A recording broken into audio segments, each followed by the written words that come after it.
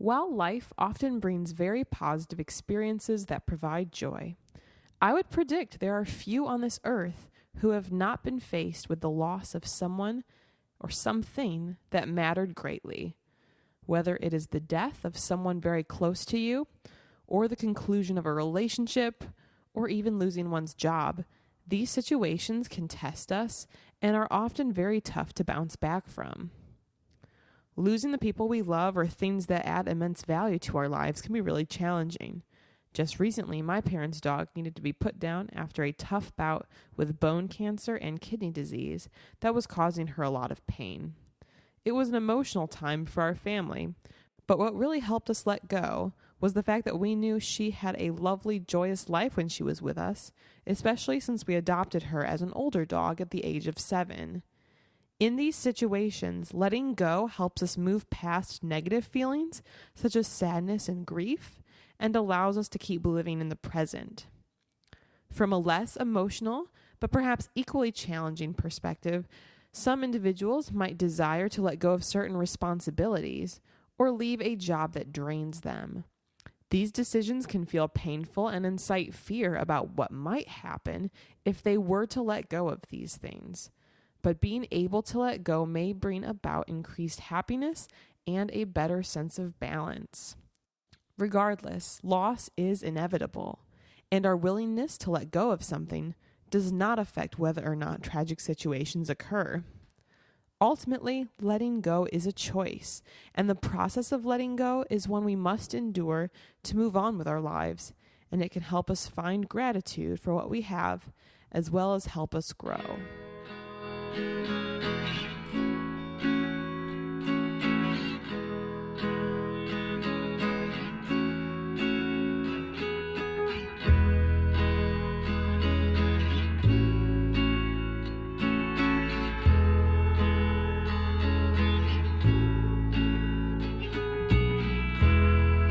Hello, everybody. We'd like to welcome you to the Abundantly Minimal podcast.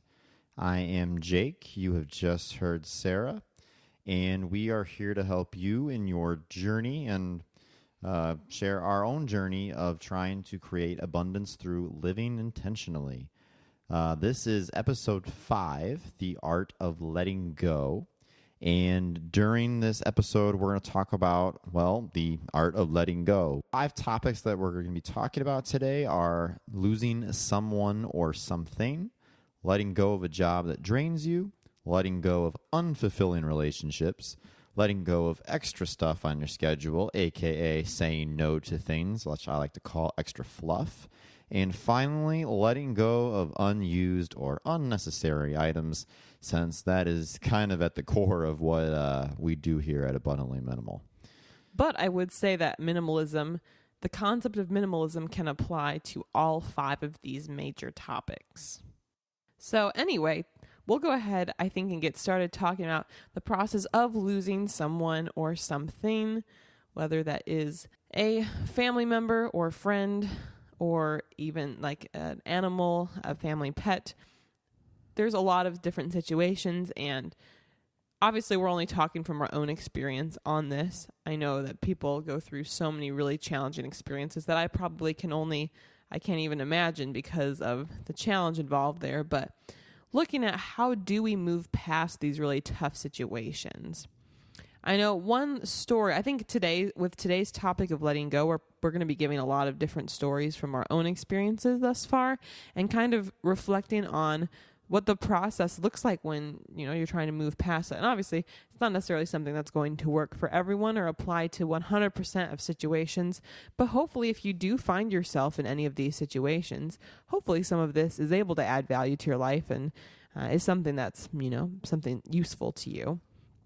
But I think one topic to get at when we're addressing the process of losing someone is looking at the feelings of guilt that happen following a death. I think for me personally, this most affected me when I lost my grandma a couple years ago. I've personally been very lucky, and losing my grandma was and has really only been one of the major deaths in the family that I've had. I've got 3 grandparents still, both parents, and I had somewhat of a relationship with great grandparents as well. So I'm very lucky with my life that way. But this was kind of the first major family death for me. And I think in addition to kind of shock and immediate sadness I felt when I found out she had passed away, I was also experiencing some tremendous guilt because, especially, thinking of where I was in my life, it was my first year of teaching. And, growing up, I would, be participating in like weekly calls to my grandparents. And as I was in college and also then this first year of teaching, I had kind of stopped doing that. And I remember one of the things that made me feel most sad and regretful about the situation was that I had been intending to call and to say hello, see how everyone was doing, check in, tell them about what was going on with me, etc. And I had I had put it off. And I mean, things were very busy, and that was, I guess, my excuse for things. But it just, the lesson you hear of like not taking anything for granted, I thought that, I'd have a chance to share these things, and if it didn't happen this week, it could happen next week, and all of a sudden then that opportunity's taken away. I felt immense guilt in this situation. And so even though these feelings of guilt can be very negative and may arise from various situations, I think part of the letting go process is to forgive yourself of that guilt and to let go of some of these emotions. The truth is, feeling guilty doesn't necessarily change the situation. It's not like I could feel guilty enough and then, go back in time and fix it. I think maybe if that similar situation happens to you, maybe the best thing to do is even to think proactively and try to make an extra effort to reach out to those in your life while they are alive, just to try to avoid that situation from coming up again. I know one thought I kind of have on the situation, I know, the idea of when someone dies, there's like a big funeral for them and thinking about all of that. I just feel like every time there is a loss of someone, it just needs to serve as an extra reminder to make sure that we are doing everything we can and really like during someone's lifetime and making sure people around us know that we care about them and reaching out to them. I think that's something that this situation particularly kind of showed me, as well as the process of trying to let go after this. I think if you're focusing on cherishing the moments that you did have with this person, there's probably a lot of beautiful memories that you've had, or there may be a lot of beautiful memories you've had with this person, especially if it was someone who was really close to you. So again, no one has a promise of how long they're going to live. Well, we don't know what will happen in life. So I think the best we can do is just keep, this sounds cliche, but keep living to the fullest and making the most of all these different opportunities. Just keep living, quoting one Matthew McConaughey right there. No, but I mean, I think one thing you kind of said there, Sarah, that stood out to me is, and I've always kind of wondered, is why is it that we celebrate people like to the fullest, like their life and everything, when they're already gone and they're not there to actually know just how much that they meant to all of these people? I mean, it's just something I've always found kind of, I mean, it's definitely good that we pay our respects, don't get me wrong, but something I've always found kind of odd. And that's why, you remember Fault in Our Stars? Yes. Such a good movie. Oh gosh, and book. I'm trying to think of the characters' names, but I can't remember. Hazel Grace. Hazel Grace, yeah. Hazel Grace, and then the other guy. When he was going to... Augustus Waters. Forget? Yes, Augustus Waters, not Augustus Gloop. That was my first thought. Willy Wonka right there. But no, Augustus Waters. So he had Hazel Grace go ahead and give and deliver... Well, this is spoiler alert, by the way. Yeah, so if you haven't seen the movie yet, I highly recommend it, but maybe skip through this next minute or so if you haven't. But if you have seen the movie, or if you don't mind a spoiler, Hazel Grace gave the funeral speech for Augustus while Augustus was still alive. He had this like makeshift funeral like at a church. It was him and Hazel Grace and like the Augustus's other friend. And because he wanted to hear what she would like say at the funeral, before he actually died, because he was like terminally like ill with cancer and he was going to pass away. And while that was incredibly sad and tough to actually even just watch, I mean, just letting people know what you think, like Sarah said, of them while they're alive, while it's not too late to say. I think that that's incredibly powerful. And I think that's just something I've always wondered, is why we don't, or why we're afraid. Not all people. Again, this is just based off of our own general perceptions here, what we see, but why a lot of people are afraid to do that while their loved ones are alive. Side note, I mean, should that be kind of a trend that we try to start? Like, I mean, what would be this, like, there's all these different holidays that people celebrate and whatnot, you know, and milestones in people's lives. Should that be something that... Well, I mean, if you can have, like, Festivus as a holiday, then okay, why not? well... Well, I'm just saying. Yeah. Well, no, I mean, I guess, what does that look like? Is that something that... Because, I mean, also the tough part here of why... I mean, you don't know how long anyone's going to be around. I mean... Is that something, you know, every like 10th birthday or something? It's a thing where you just kind of, it's like a holiday of appreciation for that person. It'd be really nice to do for people like on like the every decade, because people are so depressed about, man, I'm turning 30 or I'm 40 or 50. Well, I guess every 10 years. That'd be a good way to turn like a positive spin on it. Yeah, maybe. Do on the zeros, like the, you know, every 10 years, every decade. I like that. I like that. So for those of you listening, I know we haven't actually gotten to as much of the substance of today's podcast, but what do you guys think about this? Is this something that should gain traction? I kind of really like that idea. Put it in the comments. Let us know. Yeah. By the way, for this, you can access this podcast in 3 ways. You found this somehow if you're listening to it. But thank you. Yes, thank you so much. But you can access it on iTunes now. You can subscribe to it on iTunes, and you'll automatically get it when you log in or plug in your device. You can get it on YouTube as well at our channel Abundantly Minimal, and you can also see the episodes as well as the show notes for it on abundantlyminimal.com. So let us, if you're in one of those places, let us know. I think this is something that I think could be really meaningful. It could be trending. You could help us start it. Be awesome. But anyway, what were you going to talk about? Just one serious other thing. Well, that's serious. Every 10, I think it's a good thing to let people know that you love them. But one other thing I was going to say, commenting on what you said earlier, Sarah, was just like the idea of like cherishing the moments that you have. But I mean, taking that one step further, and I think as people, we get so caught up in like not just attachment of things, but also our attachment to people.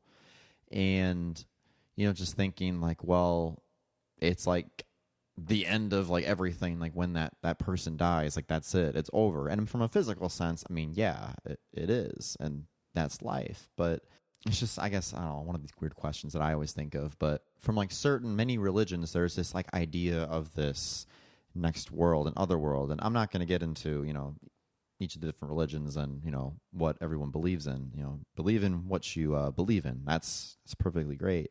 But from my personal perspective, I don't adhere to any one particular religion, but I do believe in they're in this immortality, not necessarily like in this other place that you go, but I mean, people are immortal just by the fact that you remember them, that they're not physically there anymore, but they live on in your memories and your stories of them, in photographs or whatever it might be.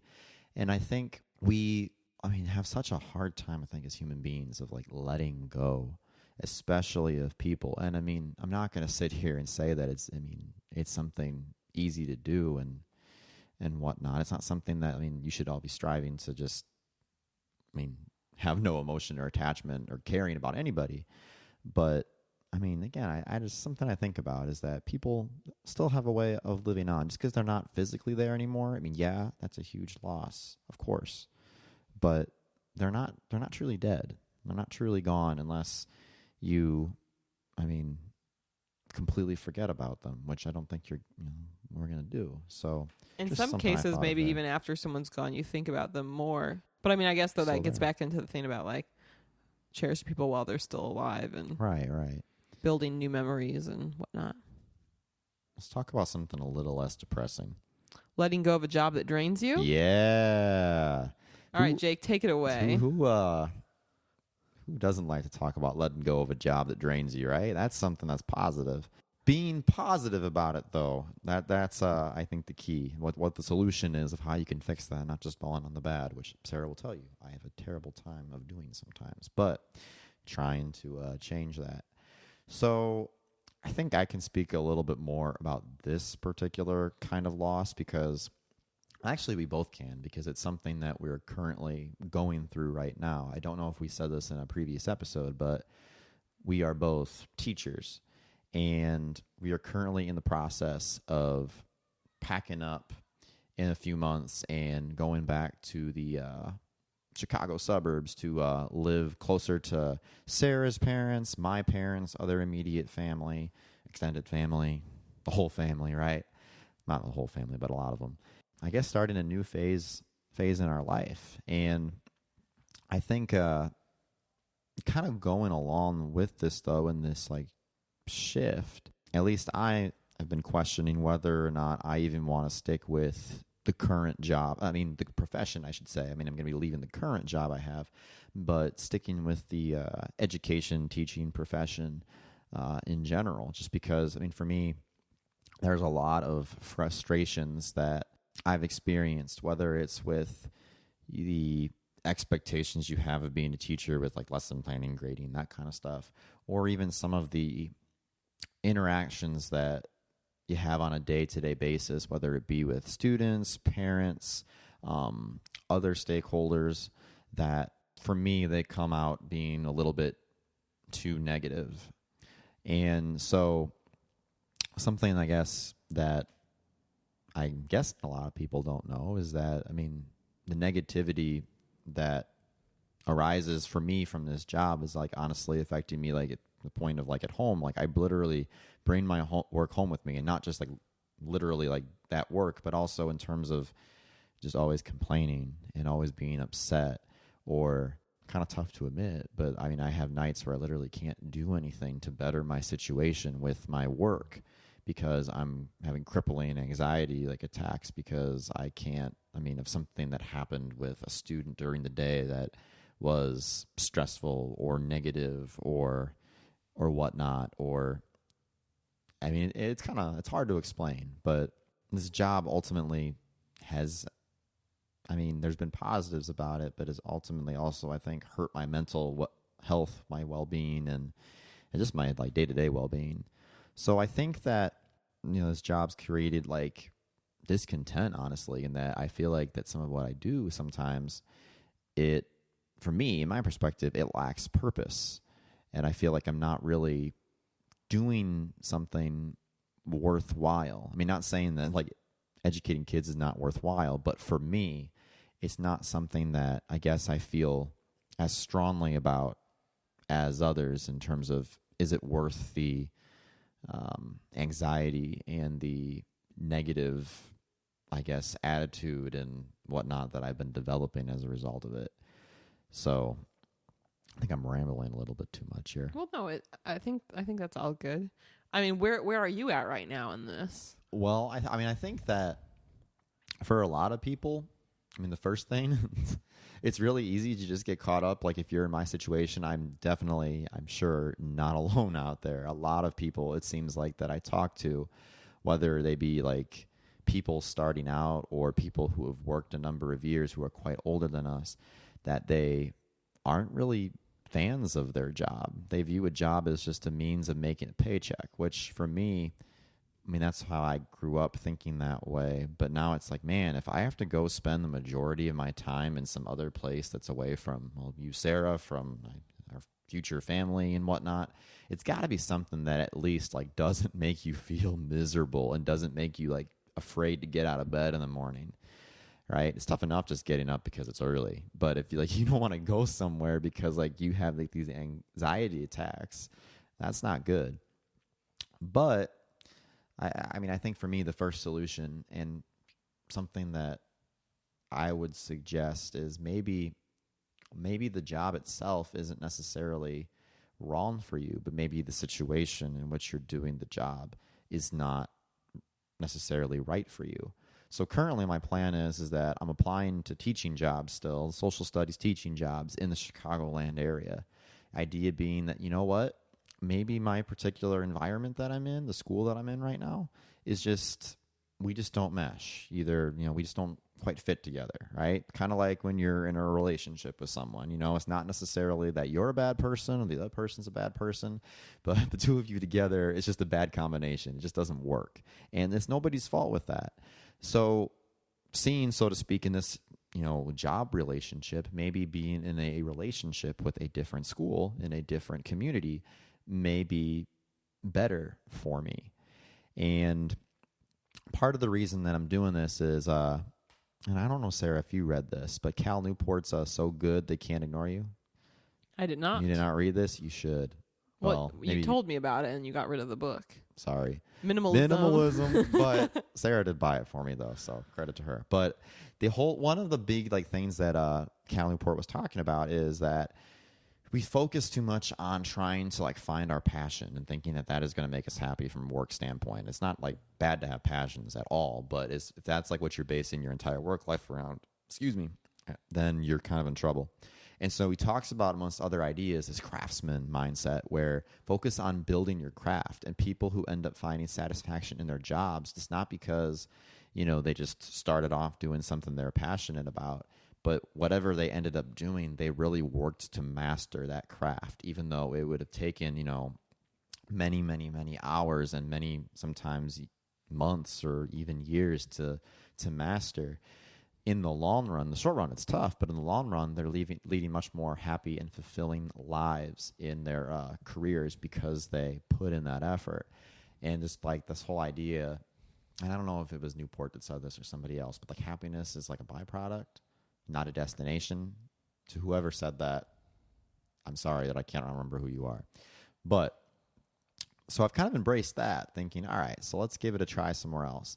And if that doesn't pan out, give it a year. If I can get a job, if that doesn't pan out, or if I can't find a teaching job, I'm hoping I can, then what else is there out there to be doing? I mean, that's the joke I always say, but I'm going to go work at a Whole Foods because I can get those free samples, but also just because it looks like a very inviting environment to look at, and something that for me, I mean, yes, you still get to have day-to-day interaction with people, so not just holed up like a hermit at home. Nothing wrong with doing that, by the way, but for me, I like a little bit of social interaction.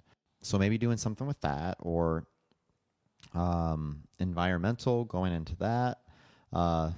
This kind of goes against the opposite of what I said, but maybe writing. I kind of feel like it's something I might be interested in doing. Not sure. This podcast, maybe that could be a full-time gig. Who knows if you keep on listening to us, but just taking the time for myself to see what it is that I like doing. Maybe just this particular job doesn't mesh with the particular kind of person I am, and that's okay, but giving myself the chance to figure that out. I rambled a really long time there, Sarah. I'm sorry. And company. Those three of you that are listening, keep strong. Hey, our numbers are going up a little bit.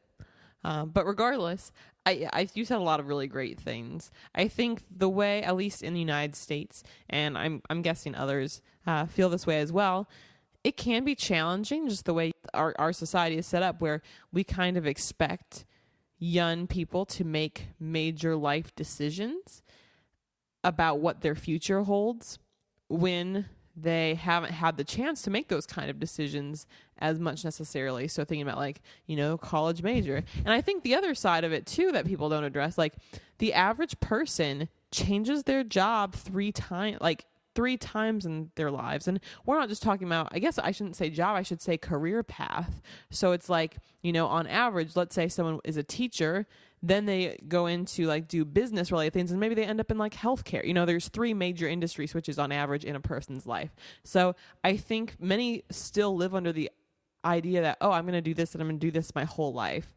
And that definitely does happen. And I mean, to some degree, it's kind of things that I think about sometimes, but it doesn't have to be that way. There's not one correct path. I know my experience, I actually currently find myself in a job that does really fulfill me overall. I love it, genuinely. I will be leaving this job. Like I said, Jake talked about, we are moving back to the Chicagoland area. So I'm going to be leaving my job, and it's definitely kind of a bittersweet feeling. But what I can say is that, in the job I currently have, it's a really demanding workload. And so while I do overall love the job, I recognize that at times this job has taken a toll on me in different ways, whether it's been not sleeping as much because I've got, at least in the field of teaching, I prepare I teach 4 different classes, which I think is on the higher end of things, in addition to like a lot of extracurriculars that I do. With that, it makes the job more demanding. So then it makes my work-life balance off a little bit. Ironically, right now I'm in somewhat of a work balance. Since a lot of the time I'm not working for my school job, I'm trying to work on outside projects. And I am lucky, I guess, in kind of a unique situation because a lot of what I do typically is like something that really fulfills me. I like to say that I haven't been bored in like 15 years. Like when people are like, oh, I'm bored. It's like, how can you be bored? Like there's so many different things out there that you can do. And it just like, for me, it's always been really exciting. And even if I'm planning a lesson, like I'm having fun doing that. But sometimes you do just want to be able to relax a bit more. So I think there's a lot of different maybe areas you can be along a spectrum of where you're at with your job. The truth is, there's the quote like, if you love what you do, you'll never work a day in your life. I don't think that's necessarily true because I can speak personally. I love my job, but I definitely am working at it. So I think being realistic about these things and just reflective on where you're at with your job and whether it is, seeing it as just something you're getting through to make money, or if you're seeking something that does add more value. I think that's important to think about, and then taking action based on that reflection. Yeah. I mean, especially, obviously, we're all in different circumstances. I mean, as we've said, we're on the, mid-20s. We're both 25. So our current state of affairs might look a little bit different than someone else who might be listening to this right now. But I think you just owe it to yourself. I mean, I've just kind of thought about this last year, but you really owe it to yourself to do something that, I mean, at the very minimum is something that you feel just content, neutral about, not something that is like, crippling you every day or making you miserable going to. I'm not saying that you're going to feel like sunshine and rainbows and that everything's going to be peachy going to work. I mean, that would be the ideal. But, if you're going to spend so much of your time at a certain place or even just at home doing a certain activity or job, it should be something that at the very least like doesn't set you on edge. Like Sarah said, we're all going to have times where that's not going to be the case. But if it's something that is consistent for you and you constantly have the thought in your head, I want to quit, I want to quit, I don't want to quit, maybe it's something to think about actually doing. I can tell you now from actually submitting a letter of resignation and going through the process now. I can't tell you the very end just yet, but it's not as bad as I thought it was going to be. People generally are understanding of that you needing to move on and whatnot. And in a case like our case, for our reasons, it's like it's family and whatnot. But just something I think you really don't want to deny yourself, because life, going back to what we've been saying, it's too short, no matter how long you live. And you want to take advantage of the moments that you've got. I think that we can transition from that idea into letting go of unfulfilling relationships. Again, life is short, so you want to make the relationships that the time that you put into relationships be like valuable relationships. So when we're talking about relationships here, I think there's 2 frames of reference we can think about. On one hand, or actually probably more than that, but the way I think about it, relationships either like who you are in a relationship with, like a partner. So currently married to Jake. Hi there. But then also thinking about friendships. At least for me, that's kind of, family members also can fit into this. It's maybe kind of tough to think about letting go of unfulfilling family relationships. That's something I've been very lucky. We don't really have experience in that area. And that's another challenge. And I'm not sure if what we say will apply to those. But I think as far as, first I want to address like romantic relationships. In the past, I guess I have been relatively picky and in general was, I guess, somewhat of a heartbreaker personally ended all the relationships I was in until I met Jake and knew he was the one.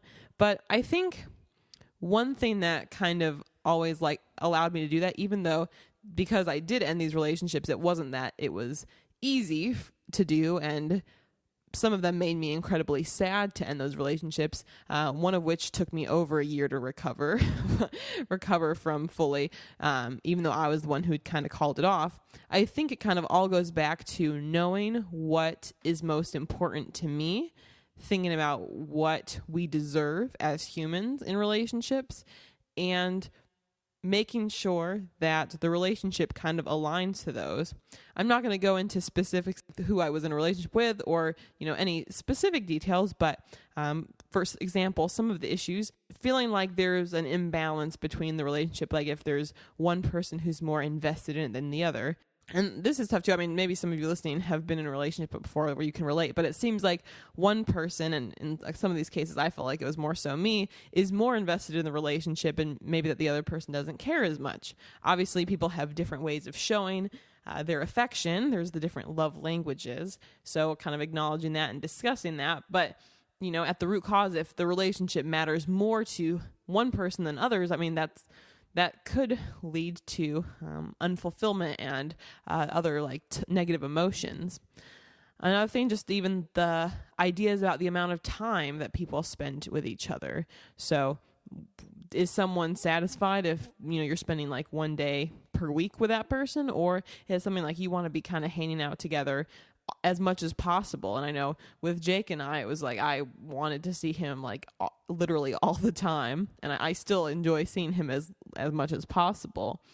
And so acknowledging that and looking at that being kind of an important value, and just knowing what you deserve.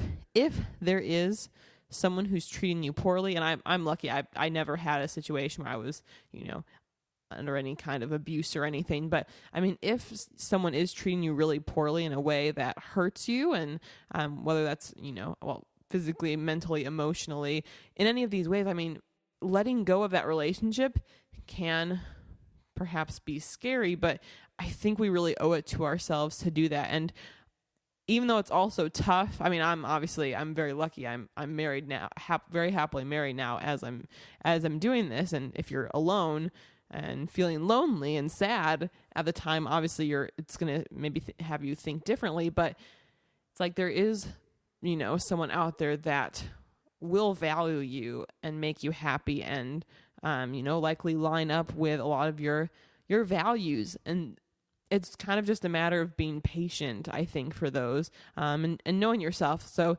if you are in a relationship that's not giving you as much joy or not really giving you as much meaning, ending a relationship can be a brutal thing and really tough, but in many cases, it may be worth it to, eliminate some of that negative energy and even just make yourself more open. So if someone does come along who is a really great fit for you, you're in the right place to be able to start that relationship.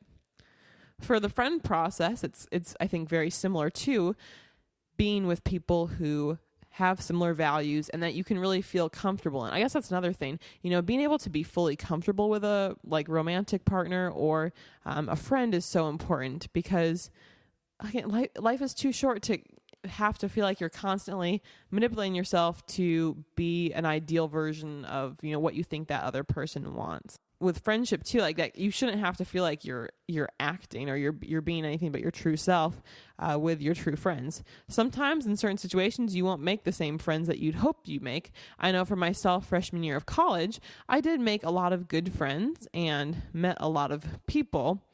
And there were a few that I made friends that really mattered a lot to me, but I had kind of hoped and expected that being in college, like, oh, you're going to make all these amazing friends. And I didn't really make that many friends my freshman year at that level. And I felt kind of bummed out about that, because I feel like I make friends fairly easily. But then it was kind of crazy to me when I went sophomore year, all of a sudden I was making such high quality friendships with so many people and reconnecting with these people at a different level that I, hadn't I hadn't experienced it all my freshman year. So just to see that how, being patient another year and like, these are lifelong friendships we're talking about, who I, maintain contact with and still add incredible value to my life. So I think patience is maybe the best way to kind of sum that up. What do you think, Jake? I mean, pretty much I would echo most of what you said there. I mean, just kind of thinking about romantic partners or whatever you want to call it. There are like several people who are out there, many people who are out there that could be like an ideal fit for you. So don't just settle for the first person who comes along. Now, don't just like automatically like treat them like crap and then just give up on it like immediately either. Not saying that. I mean, if you meet someone and there's chemistry there, then I mean, give it a fair chance, as long as there's no abuse or any of that nature going on, of course. But just realizing that, and something that I wish that I had thought of when I was younger, and better late than never, but you are worth far more than you probably give yourself credit for. I mean, if you just think about, and Sarah is using you as an example, and I mean, I guess I could throw myself in there too. I mean, we both dated several people before we met each other. So even though those relationships didn't work out, the fact that they started in the first place, I mean, that just goes to show you that you have immense value to several people, that there's not just one person out there for you. So just sometimes even putting yourself out there can be a great thing. I think it's when we like start getting in our own heads and disvaluing ourselves and not putting ourselves out there, that really is what will then make you appear to be undesirable to someone, which you're not actually, but you're just not helping yourself. And I know for me, even just like people that I was interested in before I met Sarah, just like, I'm glad I gave it even a try, even though nothing like came of it, but just giving it an attempt and seeing what happens. Because I mean, it's much easier to live with a finality, even if it was I guess, I don't even want to call it a negative outcome, but it didn't happen outcome, I guess we'll say. That's still better than not knowing at all. So that's just something that I thought of adding there. And as far as friendships go, I don't know. I definitely think that I'm probably one who is kind of tough to talk on this subject with, just because I definitely could be doing a better job on keeping in touch with people after different situations. It's just something I've always kind of struggled with. I don't know if it's because the factors. I mean, there are the factors that happen that change in your life, like you graduate, so your high school friends, your college friends. It's just harder to see them as you're moving to different places, or you're moving towns, so you're not or moving jobs, so people that you used to interact with you don't see anymore. Maybe just even like you and someone from your past, like friend-wise, you develop in different situations, become so different in your personal growth that it just doesn't make as much sense for you guys. Not that you hate each other or don't like each other or don't respect each other, but it just doesn't make sense for you to be hanging out anymore. Well, and values change. And I think that understanding that and being okay with that, for me, it helps when a relationship or a friendship, it kind of fades. And it's not even like that they can't be rekindled. Like there's, one friend that I have that we hadn't talked in like a long time. We kind of like started talking again, and now we communicate on a regular basis, even though there was that long lull in between that. So, I mean, friendships can also be rekindled too. It's not like just because you haven't talked to someone in a while, it's like it's dead or that it's gone. I think that's my big insecurity. I need to follow my own advice here, but just taking that leap and seeing if there's something still there, if there are those people out there that mean something to you, and getting over that fear. Like that's the one that I always have. So I guess if someone's listening to this who's my friend who I haven't talked to in a while, like I always get scared that like, oh man, like they moved on to like bigger and better things, and like they don't want to talk to me anymore. It's like they don't care about me anymore. But the rational side of me says that's just not true. Just Jake, go do it. So if you're listening to this, it's not an excuse for not talking to you in a while, friends of old, but that's just something that I think for me and maybe for other people kind of get into our own head a little bit. Well, also though too, I mean, thinking back, our podcast topic here is kind of about letting go. So it's like, if there are friendships that you've had, I mean, you don't have to assign feelings of guilt to them if you don't want to be, if they're not someone who matters as much to you anymore. I mean, it sounds, not the greatest. Cold, but I mean, that's just like, it's more free. It's easier. And I mean, who knows? Maybe you do end up crossing paths again and something new. I mean, you just don't know. Mm-hmm. Well, I think too, it does go back to values to some degree, because I think this maybe affects you, Jake, more than it affects me, or at least that's my perception of it. But even looking at, like, for us, Jake and I don't drink alcohol. And for a lot of people, especially who are young in their 20s, like, alcohol is a major social thing. And I don't really associate myself, or I guess I don't really spend time with people who drink like while they're drinking, because I have no desire for that, even if it is a close friend. But I think even that's kind of a value shift. So it's like, if that's all someone kind of cared about at some point, or if that's like what friendships were built on. If that's like the way that you hang out all the time. It's like, sorry, that you're a fine person, but this is not adding value to my life. So that's a value adjustment where that's just, I think, something to think about. And, again, it's not that like anybody's right or anyone's wrong, or that we're passing judgment on like you're a bad person because you drink alcohol or whatever it might be. It's like you said, I mean, I know we're in the minority. I mean, we're in the minority. We'll literally have no one to talk to on this. But I mean, if it's something that, like Sarah said, doesn't add value, I mean, it's okay to, go your separate ways. I mean, you should be spending time with people that accept you for who you are, and that you can be comfortable with and have fun with and share your feelings with, and so on and so forth. I mean, not that you're like going to completely ignore the rest of the world. We're not saying that, but I mean, if like we keep coming back to, life's too short. So if you feel like pressure to be a certain way, to hang out with certain people, you shouldn't have to. I mean, I know for me, that was something, I'll admit, Sarah, you were strong in that you stuck with it. And for me, I mean, I kind of gave into that a little bit with like the drinking thing. It's not that I was like desperate for friends, or that the people I was hanging out with like were gonna, not be my friend because I didn't drink, or that was like a deal breaker.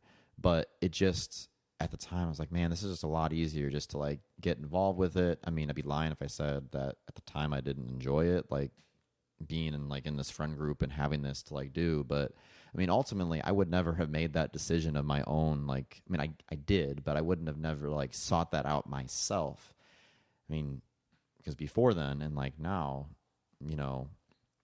I don't go like seeking out bars or drinks or whatever the case might be.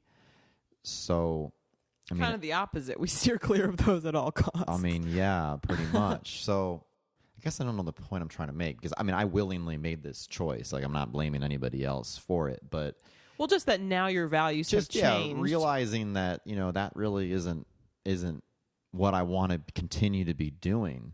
And I guess it took going through some of those experiences and making a complete, like, fool of myself that kind of hit it into the head for me. Like, I can't keep doing this. And if there's a friendship that you feel like you should be having, or that you feel like you should give time to, but it doesn't add value to you, like life is too short. Don't do that. Don't change yourself at all to fit in. And I think, since we're on the topic about how alcohol relates into this, I know it's like, especially for people who are in college, there's a lot of pressure in certain situations to be participating in those activities. I know I'm very against it, so I was never really someone who was at risk of, falling into that. But, there's definitely going to be different factors in life where you feel maybe like you're kind of, people are trying to pull you in a certain direction and you don't feel comfortable going in that direction. That's where it's important for you to say, you know what, hold on a second. I don't feel comfortable with that. If that's what you're going to expect of me, I'm not going to follow that, or I'm not going to, fit that mold or compromise my values for you. So I think maybe that's the best way to kind of sum it up. Yes. All right, let's move on. So for our next topic, let's look at letting go of extra stuff on your schedule or saying no to things. Do you want to go first? You mean talking about extra fluff? Sure. Yeah. Sorry. Getting excited here. All right. I felt really clever coming up with this. You ready? Go ahead. All right. Is the extra stuff just a disguise for extra fluff? Huh? Keep going. It rhymed. Sometimes I try to get her to be impressed sometimes, folks, but Sarah's a difficult one to impress. Anyway, cut that out. So, extra stuff being extra fluff. So what I mean by this is that, like we've been saying, life's pretty busy. Life is pretty short. You don't know when that's it. So if there are all the extra responsibilities that are out there, my thing is that I've been trying to do is if the extra stuff is like fluff and it doesn't, meaning like fluff, it doesn't add value to your life and it's not something that you have to do and it really gives you minimal to no value. This is the one time where minimal is bad, all right? Just say no. Or find a way to lessen the amount of time that this fluff, lessen the effect that this has in your life. And again, I'm not going to lie because I have not mastered this yet, as Sarah and others can attest. It's something that I'm working toward. I mean, all this that we're telling you, honestly, it's like a work in progress. We're not perfect by any stretch of the imagination. Well, we're human, and we all are human. Really? I assume. I had no idea. If you're not human and listening, there's any no. I mean, please let me know because, well, actually, anyone, just let me know. We're excited that you're here. But okay, I wasn't gonna say. So my big thing is that let's give an example. Going back to the job, certain extracurricular activities or grading all homework for accuracy, and I'm even lucky with this because I don't have that many kids compared to some larger school districts would, but 85 to 90 kids on average, I think that I've had per year, grading all that homework, per little assignment, accurate wise.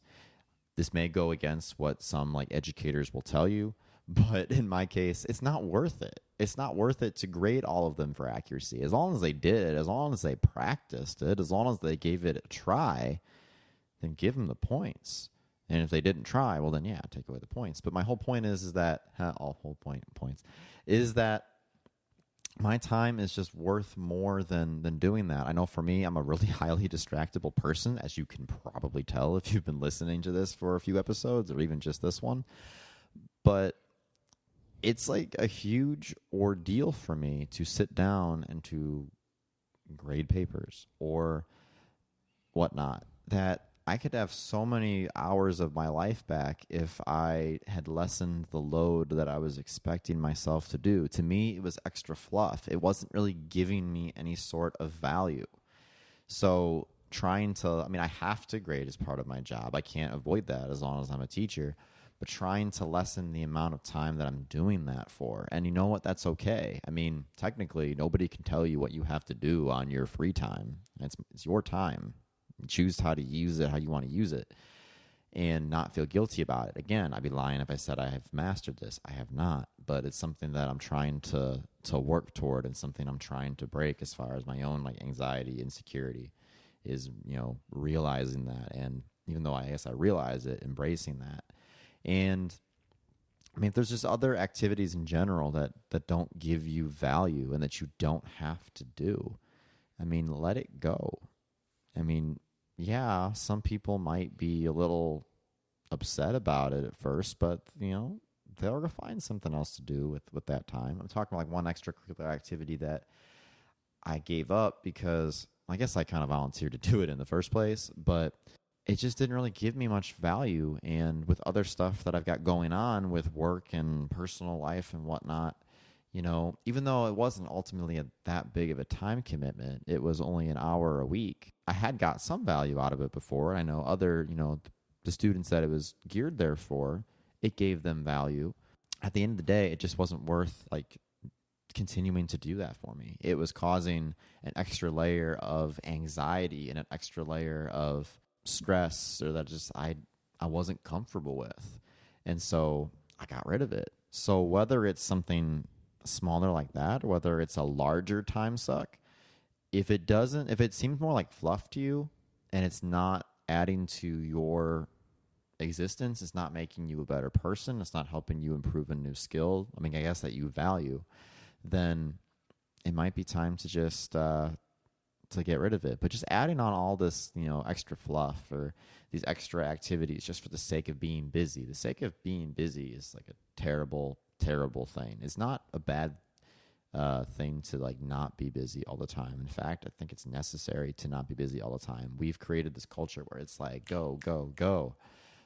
But I mean, even just like 200 years ago, like our life wasn't like go, go, go. Even just looking in like the United States, like, I mean, now that we have like the internet and like cell phones and all this technology, and we've created this idea that you always have to be busy. But to be fair, though, the concept of leisure time is still relatively recent because there's a lot of conveniences. Like, for example, a couple hundred years ago, women spent half their time making clothing. So it's like I literally have to spend 0% of my time making clothing. So, I mean, I don't know if that's 100% fair, but yeah, I know where you're coming from with but that. Like, okay, but then this idea, because this gets me thinking of like, when they created like the TV dinner or whatever. But we have all these convenience items that are there just so that way, like, pre-made lunches, that way you can, I mean, part of it, whether it's watching TV or continue working while you're eating, that allows you to, constantly be on the go. So I think just realizing that, again, your time is worth more than that. And if there's tasks that you're doing that aren't absolutely necessary, then think about dropping them. Just imagine at first, what would that look like if I got rid of that one activity that's stressing me out? Would a lot really change in terms of like, my happiness? If yes, and you can afford to get rid of it, again, I know that everyone's in different situations, but drop it if you can. For sure. I definitely agree. And this whole topic, this idea of letting go to things that are on your schedule is still a challenge for me and very much a work in progress. But I think if I had to kind of sum it up, what is most important when thinking about this is being honest. I think in the U.S. sometimes our culture kind of encourages people to be like fake positive, or like I think people maybe sometimes have a hard time saying no because you don't want to hurt someone else's feelings. But for example, if someone is inviting you to do something and you don't want to do it or you don't want to go, you owe it to yourself to be honest with the person. Don't come up with some lie of an excuse to get out of it later, or don't think like, oh, dreading this.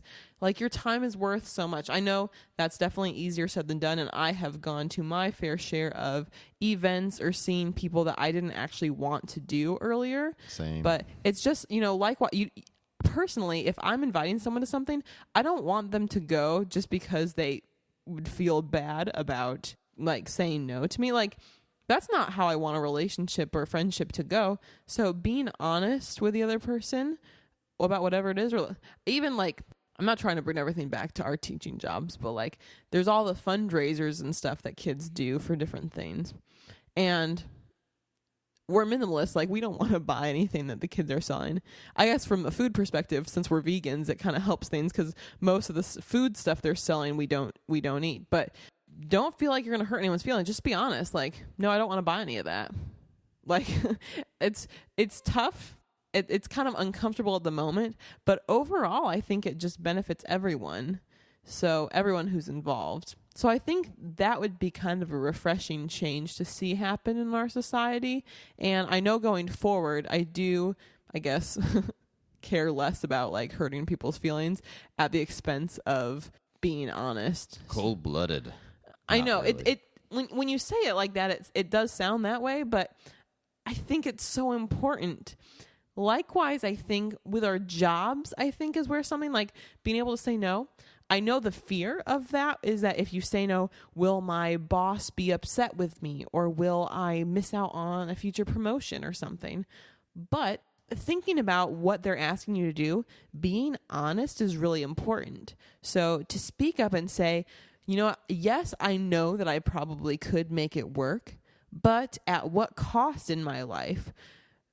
Are you concerned about like anxiety? Are you concerned about your work-life balance or the amount of time you'll be able to have for sleeping and other things? I think that's really important. I know and that's one thing. My school, there are a lot of responsibilities with my personal job, but I was actually asked to be the Scholastic Bowl coach in addition to all the other things I do.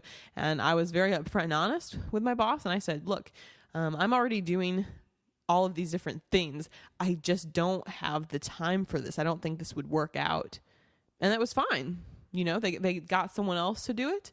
And I know for myself, like, not that I have anything against Scholastic Bowl, I think parts of it would definitely be fun, but I knew myself and I knew what the situation was. That wasn't going to end well for me. It wasn't going to be worth it. It would put me in a much greater position of stress than at times I already would experience. Or would have been probably as enjoyable for the kids, because since you can't give your all to it, I mean, they're going to see that or get that. Yeah. So I know it's tough depending on your boss and the situation, or even if you find yourself in like an academic setting. I know it's tough to say no to things, and maybe you feel like you can't. I know in certain cases maybe you can't because you literally would get fired. But I think it all comes back to doing what is best for you and your family, and saying no is okay.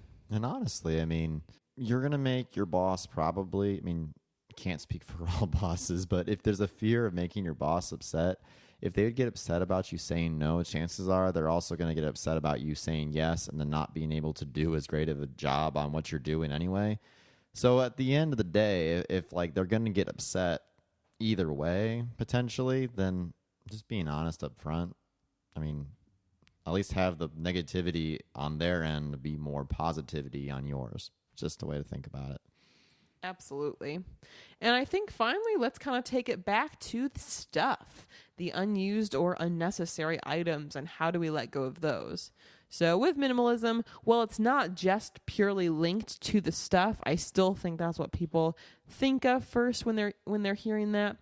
And so I think a lot of what we've talked about today do apply. But in general, when we've got these items that are not being used or not really serving a purpose, that don't bring us value or joy, I think the same things apply. Ultimately, getting rid of certain items can make us happier, give us more fulfillment, open up space in our places of residence, and these can all be really positive. So I don't think I have too much to say on this, because I know we've already kind of talked about it with some of our previous episodes, but the idea that despite, feelings of guilt that we paid this amount of money to buy this thing and we haven't actually used it, so we feel bad about it, or the idea that, well, I should have this, right? Because it's better that I have this than not have it, or that I need this just in case. But ultimately, I mean, if you aren't using something and you don't want it anymore, don't let it sit around in your house. If I'm never going to use it, what good does it do me or anyone else to have it staying here? At the very least, I can get it out in the world and let someone else gain value out of it.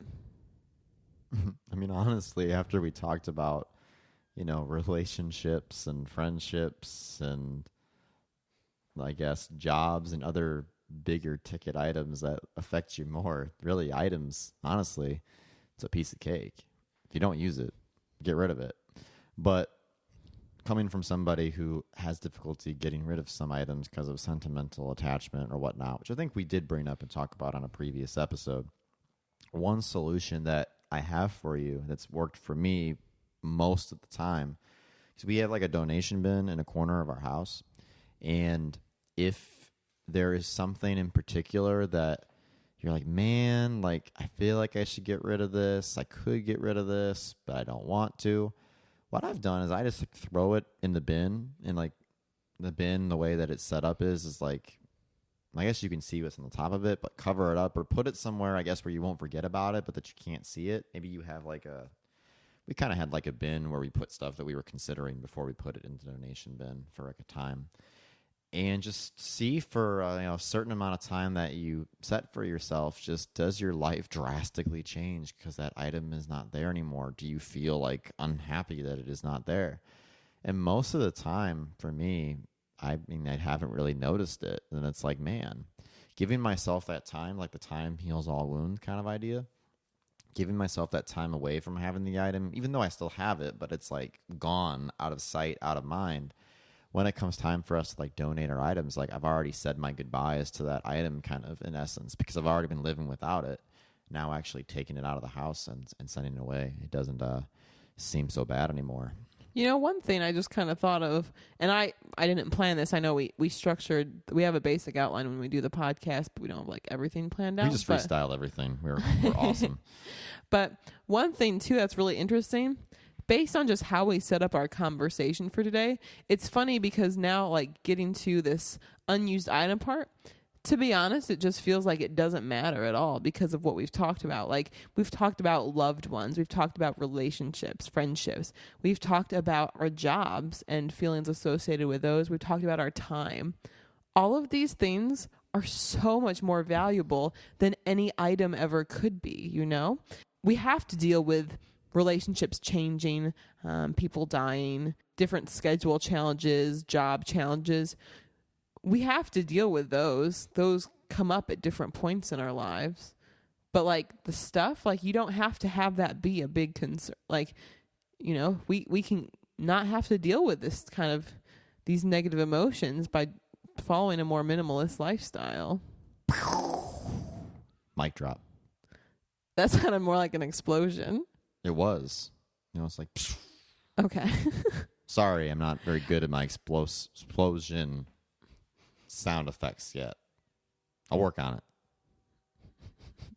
Or not. I cannot either. Well, that's. I mean, I don't know if I can say anything else. I mean that's why that was it. That was the grand finale. Like the firework. It's more positive than explosion, I think. Well, I strongly dislike fireworks as well. I know. I tried. I just lesser of two evils. What? Okay, I won't go on a rant against fireworks. What about like a piñata? A piñata? I mean, they're fun, but free. It's like kind of wasteful. I don't know. Cut this part out. I know this was a longer episode. If you made it, thank you so much. We're hoping this is giving you value, but once again, whatever you're experiencing in your life, I think the main takeaway here is don't feel guilty or upset about letting go, and focus on ways that you can grow in your life and maybe express gratitude as a whole. I guess all fit into this topic. We kind of talked about a lot of different things, but again, thank you so much for listening. If you are someone who's found value in this, we'd love for you to subscribe to our podcast on iTunes, or also you can subscribe to our YouTube channel. You can also, there's actually on my website, or on our website, abundantlyminimal.com. It's actually been recently revamped and adjusted. So there's also actually a free resource available for download, an 8-step minimalist guide that actually does address different topics than what we've talked about on our podcast episodes. So again, you can access that at abundantlyminimal.com. And we would also, if you are enjoying this, we'd love to hear any comments or a rating or review that you have as well. But we keep publishing these on Mondays, and they're available at that time. But we really appreciate you guys, and it means a lot that you're choosing to listen to us. Hopefully, we are adding value to your life. But I hope you guys have a great week. Take care, everybody.